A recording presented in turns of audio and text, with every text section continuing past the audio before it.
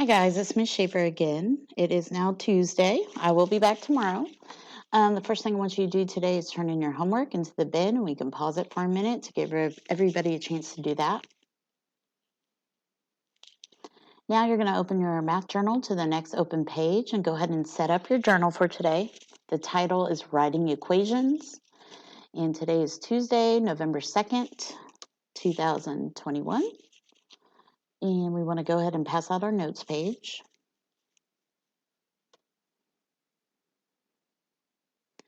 Our EQ for today is, what is a mathematical sentence that shows two expressions are equal?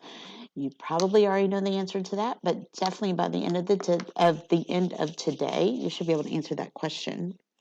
So let's go ahead and look at our notes. Writing equations.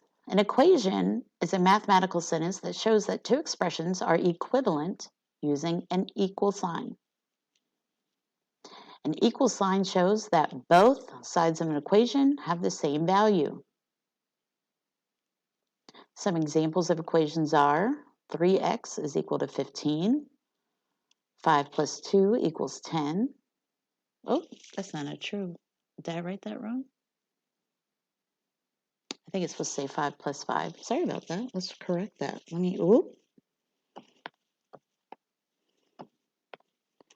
5 plus 5 equals 10. And g divided by 4 equals 16. Now, when writing equations, there's keywords that you look for. The words is or same would indicate an equal sign.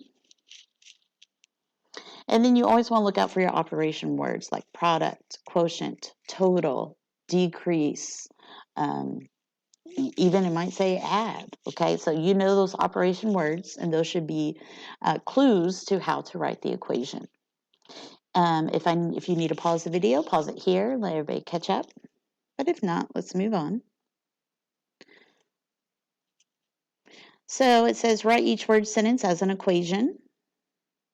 So the first box says the sum of a number g and 6 is 54. So I underlined sum because that's an operation word, and is, which is telling me the equal sign. And I came up with the equation g plus 6 equals 54. A number k decreased by 10 is 12. So decreased is, it tells me we're going to be subtracting, and is helps me know where to put the equal sign. So it should be k minus 10 equals 12. Then we have the quotient of h and 12 is 4. I underline quotient. That tells me we're dividing. And is the equal sign, right? Where to put that equal sign. So quotient dividing h and 12. So h divided by 12 equals 4. And then 45 is the product of a number n and 15. Is telling me equal sign, and product is telling me we're multiplying. So 45 is equal to 15n. You can write equations to help you solve real-life problems. When writing an equation from a real-life situation, it's important to define the variable. Together, you and a friend have $75. Your friend has $45. Write an equation that you can use to find how much money you have.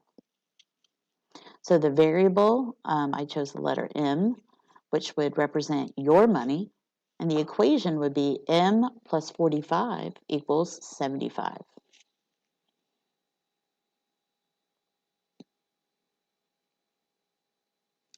Now, I want you to pause the video, and I want you to practice writing the next equations. I think there's like 4 of them.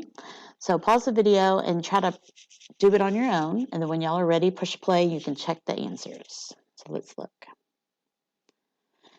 So the first one, 14 greater than a number g is 32. So greater, that means I'm adding. Is the equal sign.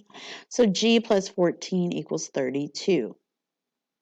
Number 2, the product of 32 and F is 64. So 32F equals 64.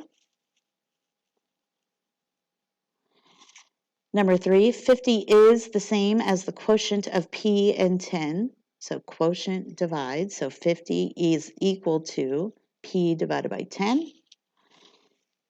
And number 4, 30 is equal to 25 less than K. Less than tell me to subtract. So 30 is equal to K minus 25. Okay, let's look at number 5.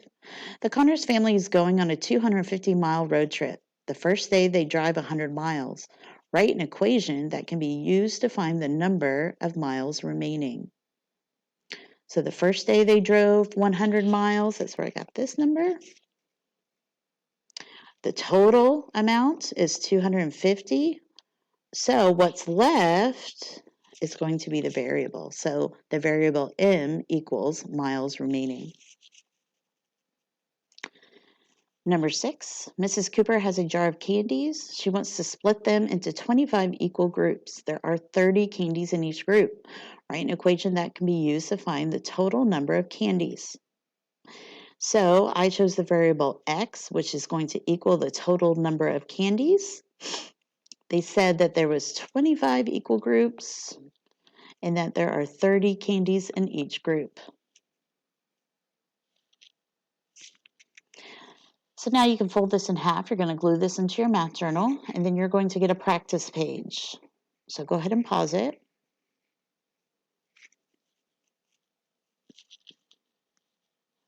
All right, so for this practice page, you're going to have about 15 minutes to work on it by yourself. It should be silent. This is independent work. We're not talking.